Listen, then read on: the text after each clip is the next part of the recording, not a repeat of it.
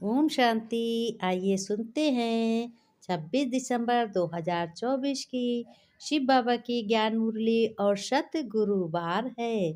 बाबा कह रहे हैं, मेरे मीठे बच्चे, तुम किस लिए पढ़ाई पढ़ रहे हो? आज तुम्हारा कौन सा पाठ है? बच्चों ने कहा, बाबा हम लक्ष्मी नारायण जैसा बनने के लिए पढ़ाई पढ़ रहे हैं। बाबा ने कहा, बच्चों लक्ष्य तो बहुत अच्छा है। शिव बाबा परमपिता परमात्मा ने अपने सभी आत्माओं बच्चों से कहा, बच्चों लक्ष्य तो तुम्हारा बहुत ही अच्छा है और तुम आगे से आगे श्रेष्ठ भी बनते जा रहे हो। फिर बाबा ने कहा, मीठे बच्चे, प्यारे बच्चे, तुम अभी पढ़ाई पढ़ रहे हो। यह पढ़ाई कैसी है? यह पढ़ाई पतित से पावन बनने की है, जो मैं ही पढ़ा सकता हूँ। तुम्हें यह पढ़ना और सभी को पढ़ाना है। ये पढ़ाई बच्चों कोई मनुष्य नहीं पढ़ा सकता। बाबा ने कहा, बच्चों तुम ईश्वरीय संतान हो और ईश्वरीय स्टूडेंट हो। तुम्हें ही हमने चुना है पढ़ाई पढ़ने के लिए। तुम सभी राज्य भाग्य ले रहे हो। दुख से सुखी में जाने का रास्ता मिल रहा है। तुम बच्चों ने अपने भगवान शिव परमपिता परमात्मा की उंगली पकड़कर अपने बाप को पहचाना है। इतने दिनों के बाद, 5000 वर्ष कल्प के बाद में, बाबा ने कहा प्रश्न में, इसलिए बच्चों मैं तुम्हें पतित से पावन बनाता हूँ, यानी दुख से सुखी बनाता हूँ। तुम्हें यह बच्चों पढ़ाई है और पढ़ना है और दूसरों को भी पढ़ानी है। प्रश्न में बाबा ने कहा, बच्चों दुनिया में कौन सा ज्ञान होते हुए भी अज्ञान अंधियारा है? बाबा ने कहा, बच्चों अज्ञान अंधियारा तो जिसके जीवन में उजाला नहीं है तो अंधियारा ही अंधियारा है। अगर जिसने अपने परम पिता परमात्मा शिव बाबा को पहचान लिया है तो उसकी तो ज्योति जग गई है ना। बाबा ने कहा, तुम तो जानते हो तुम्हारा परम पिता शिव बाबा कहाँ का रहने वाला है, कैसा है, रूप उसका कैसा है। बाबा ने कहा बच्चों से, तुम तो बच्चों परफेक्ट हो। बाबा ने कहा, मेरे बच्चों माया का ज्ञान जिससे विनाश होता है, जो माया आती है। माया क्या होता है? रावण ऐसा जिसमें अहंकार होता है, अहंकार भरी बातें करता है और उसके सारे काम नष्ट हो जाते हैं। इसलिए बच्चों माया का ज्ञान जरूर होना चाहिए, जिससे विनाश होता है माया का। कि ज्ञान माया का कैसा होता है? मून तक जाते हैं, मून माने चंद्रमा तक जाते हैं। कौन जाता है? वैज्ञानिक लोग।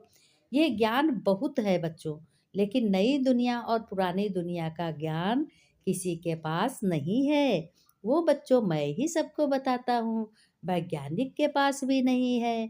शिव बाबा ने कहा, मेरे बच्चों सब अज्ञान अंधियारे में हैं। जितने भी जो ये है कलयुगी संतानें हैं, जितने भी विकारी हैं, वो सब ज्ञान अंधियारे में हैं। इनको मालूम ही नहीं है कौन सा समय होता है पढ़ने का, कौन सा पढ़ाने का। पढ़ने का क्या, जिस समय अपना काम करते रहो, बाबा बाबा को अपने बातें करते रहो। बाबा तुमने नया जीवन दिया है, तुमने रास्ता बताया है मुक्ति का, तो ऐसे ही याद करते रहो तो सब अज्ञान अंधियारे दूर हो जाएंगे। फिर शिव बाबा परमपिता ने कहा, सभी बच्चे ज्ञान नेत्र के से अंधे हैं। कलयुग की जितनी आत्माएं हैं उनके पास कुछ भी ज्ञान नहीं है। वो तो कंकड़ पत्थर में कह देते भगवान है, वो तो कहते हैं सबके घट घट में भगवान है। अब बाबा ने कहा, बच्चों ये बताओ सबके घट घट में भगवान कैसे हो सकते हैं? क्या भगवान की इतनी वो है वैल्यू? भगवान की तो बहुत बड़ी वैल्यू है। भगवान तो सबका भला ही करते हैं। तुम्हें भी ज्ञान का तीसरा नेत्र मिला है बच्चों, तभी तुमने भी पहचाना है भगवान को। तुम नॉलेजफुल बच्चे जानते हो कि ब्रेन में विनाश के ख्यालात हैं। क्या जानते हो? उन्हों की ब्रेन में विनाश के ख्यालात हैं। जैसे कलयुग की आत्माएं हैं, उनके दिमाग में क्या चलता रहता? मैं सबके पास बैठूं जाके, वो ऐसा उसकी बातें सुने, फिर उसकी लड़ाई हो, लड़ाई देखें। अन्य विकारी ख्यालातों में उनका दिमाग बहुत चलता है और बच्चों इसी से ही विनाश आजकल होता है।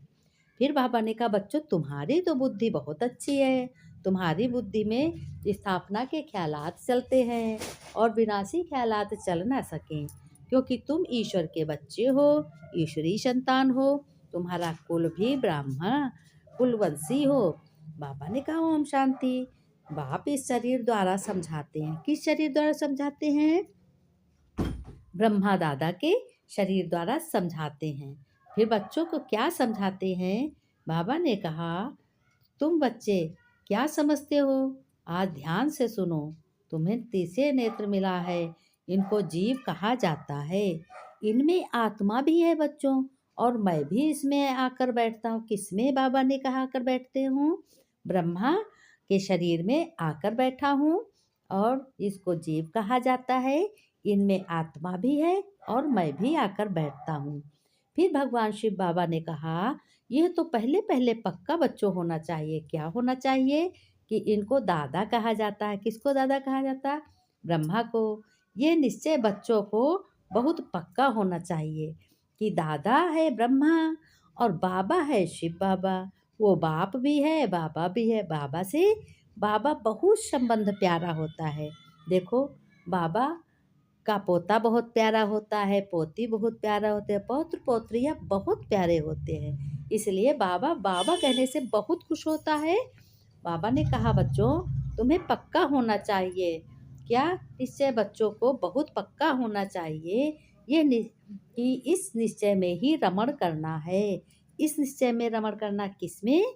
इसमें रमण करना कि ब्रह्मा है दादा और शिव बाबा है बाबा, और आत्माओं का परमात्मा परमपिता है।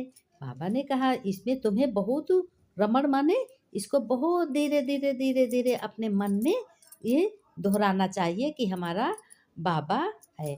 बरोबर बाबा से ने जिसने पदरामणि की है वह बाप खुद कहते हैं। पद्म पद्म पदरामणि माने बाप पधारे हैं जिसमें हैं, वह बाप खुद कहते हैं मैं इनके बहुत जन्मों के अंत में आता हूँ। किसके? ब्रह्मा के जन्मों के बहुत अंत में आते हैं भगवान। फिर बच्चों को समझाते हैं आकर के। फिर क्या समझाया गया है कि बच्चों यह है सर्वशास्त्र शिरोमणि गीता का ज्ञान। ये आत्मज्ञान जो है ये गीता से मिला हुआ है। बाबा ने कहा गीता का ज्ञान, ये ज्ञान एक ही है जिसको अर्जुन ने अर्जन किया वही अर्जुन कहलाया। और बाबा ने कहा फिर श्रीमत अर्थात श्रेष्ठ मत, श्रेष्ठ से श्रेष्ठ मत है किसकी है? श्रीमत श्रेष्ठ मत, और श्रेष्ठ से श्रेष्ठ मत किसकी है बच्चों? एक भगवान की। भगवान की मति के अलावा ऐसे किसी की मति नहीं हो सकती। जिसकी ही श्रेष्ठ मत से तुम क्या बनते हो बच्चों? बाबा ने कहा तुम देवता बनते हो। बाप खुद कहते हैं, क्या कहते हैं? कि मैं बच्चों आता ही तब हूँ जब तुम भ्रष्ट मत पर पतित बन जाते हो। यानी कि कोई भी ज्ञान नहीं रह जाता है, अज्ञान अंधेरा ही अंधेरा हो जाता है। अब बताओ अंधेरे में कैसे सुख हो सकता है? किसी को हो सकता है? नहीं हो सकता। तो बाप शिव परमपिता परमात्मा कितने प्यार से बता रहे हैं कि बच्चों जब तुम भ्रष्ट मत तुम्हारी हो जाती है तब पतित तुम बन जाते हो। मनुष्य देवता बनने का अर्थ भी समझना है तुम्हें। क्या समझना है? कि विकारी मनुष्य से निर्विकारी देवता बनाने कौन आता है? बाप आते हैं। परमपिता परमात्मा शिव बाबा आते हैं। उनको बाबा कहोगे, परमपिता भी है वो सदगुरु भी है, बाप भी है, टीचर भी है। तो बाबा ने कहा सतयुग में मनुष्य ही रहते हैं देवी गुण वाले। मनुष्य सतयुग में कैसे होते हैं? देवी गुण वाले। अभी कलयुग में है सभी कैसे हैं? किस्मत वाले, आसुरी गुण वाले हैं। ये जैसे उनको ज्ञान ही नहीं है, वो ना अपने लौकिक पिता की बातें मानते हैं, ना अपने श्रेष्ठ मत से अच्छा सोचते हैं, एक दूसरे को गिराने में लगे रहते हैं। किसके लिए? देह अहंकार के मारे। बाबा ने कहा सारी मनुष्य सृष्टि, परंतु यह है ईश्वरीय बुद्धि और वह है आसुरी बुद्धि। जो मनुष्य सारी मनुष्य सृष्टि, परंतु यह है आसुरी, ये है ईश्वरी बुद्धि और वह है आसुरी बुद्धि। जो कलयुगी शिष्ट है वो है आसुरी बुद्धि, और जो ईश्वरी है, मनुष्य सृष्टि है, मनुष्य से देवता बनते हैं, वो ईश्वरीय बुद्धि है। तो बाबा ने कहा यहाँ है ज्ञान बच्चों, वहाँ है भक्ति। कलयुग में भक्ति है और सतयुग में ज्ञान है। ज्ञान और भक्ति अलग अलग हैं बच्चों। बच्चों ने भी बहुत अच्छे तरीके से समझा। और बच्चों ने भी बहुत अच्छे तरीके से समझा कि भक्ति के पुस्तक कितने ढेर से ढेर हैं। ज्ञान का पुस्तक एक ही है। ज्ञान का पुस्तक कौन है? एक ज्ञान सागर की महिमा है। बाबा ने कहा कि तुम बच्चों को बाप पढ़ाते हैं जिसमें तुम सोझरे में आए हो। सोझरे माने उजाले में आए, अंधेरे से उजाले में आए हो, तो तुम ये है सोझरा। सतयुग में है पवित्र प्रवृत्ति मार्ग, यानी दुखी से सुखी बनाने का मार्ग। फिर बाबा ने कहा ये है कलयुग, जो नीचे गिराने पे लगा रहता है वो कलयुग है। इस बच्चों पुरानी दुनिया में, अभी तुम बच्चे जानते हो नई दुनिया में तुम्हें तो बाप से ज्ञान का क्या मिला है? तीसरा नेत्र मिला है, इसलिए तुम नॉलेजफुल बनते हो। तुमने परम पिता परमात्मा को पहचाना है और ज्ञान सुना है, उनके रूप को जाना है, उनका देश जाना है। फिर बाबा ने कहा माया की नॉलेज ऐसी है जिससे विनाश बहुत जल्दी होता है। बाबा ने कहा वो बहुत कमाल करने की फिर नुकसान भी हो जाता है कि इस तरीके से कोई भी नहीं जानता। बाबा ने कहा अंत तक बच्चों सिखलाते ही रहेंगे तुमको मैं। अच्छा, आज भोग है, बृहस्पतिवार को भोग भी परमपिता शिव बाबा का लगाना चाहिए क्योंकि वो सतगुरु है। भोग लगाकर जल्दी वापस आ जाना है।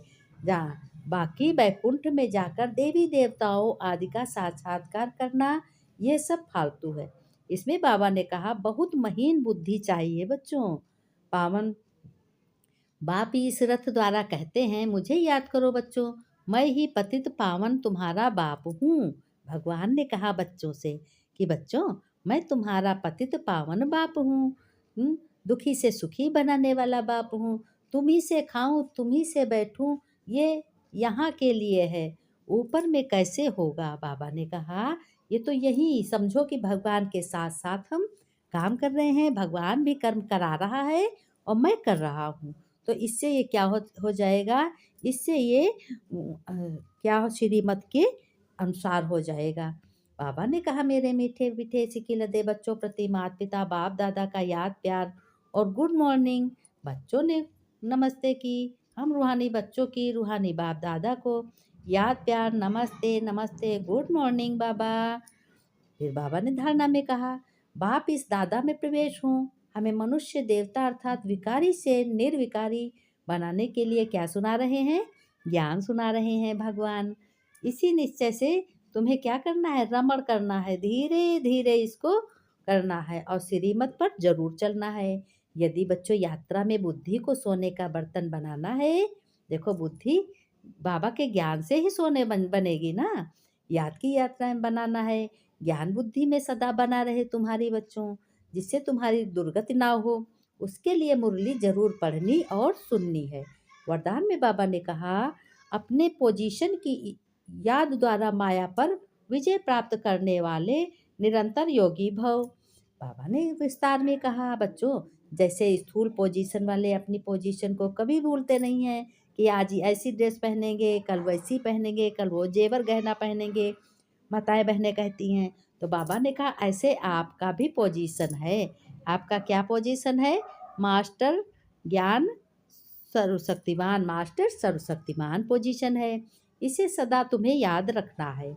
और बच्चों रोज रोज अमृत वेले इस स्म ब्रह्म मुहूर्त में इसको याद करो, इमर्ज करो, तो तुम निरंतर योगी क्या होगा? बन जाओगे और सारा दिन उसका सहयोग भी तुम्हें मिलेगा। बहुत मन लगेगा काम में, ऐसा लगेगा काम करने वाला कोई और है, कराने वाला कोई और है। बिल्कुल भी बुद्धि में संशय नहीं आएगा। फिर बच्चों मास्टर सर्वशक्तिमान के आगे यानी भगवान के आगे माया आ नहीं सकती। और भगवान के बच्चे क्या है? मास्टर सर्वशक्तिमान हैं। तो भला भगवान के बच्चों के पास कैसे माया आएगी? वो तो कभी नहीं आ सकती। जब आप अपनी याद की ऊंची स्टेज पर रहेंगे तो माया चींटी को जितना सहज हो जाएगा, जैसे माया और चींटी इस तरीके से सहज हो जाएगा, तो तुम्हारे सारे काम बनेंगे। भगवान शिव बाबा ने कहा बच्चों तुम जितना याद करोगे उतना ही डिवीजन फर्स्ट डिवीजन बनोगे, क्योंकि यही चांस है तुम्हारा। इसको सप्लीमेंट्री कहो, ये पास होने का चांस है बच्चों। अगर इस समय संगम युग पर तुमने अपने भाग्य को लकीर लिख ली, भाग्य की लकीर बहुत अच्छी लिख ली, तो तुम्हारा अगला जन्म बहुत ही अच्छा होगा। और यह वर्तमान भी तुम्हारा घर से सुख शांति धन से भर जाएगा और तुम देवता के समान हो जाओगे। स्लोगन में बाबा ने कहा बच्चों, आत्मा जैसे आत्मा रूपी पुरुष को कैसे श्रेष्ठ बनाने वाले होते हैं। जब सच्चे पुरुषार्थी होते हैं वो आत्मा रूपी पुरुष को श्रेष्ठ बनाते हैं। कैसे बनाते हैं? सच्चे पुरुषार्थी है ना बच्चों। ओम शांति, ओम शांति।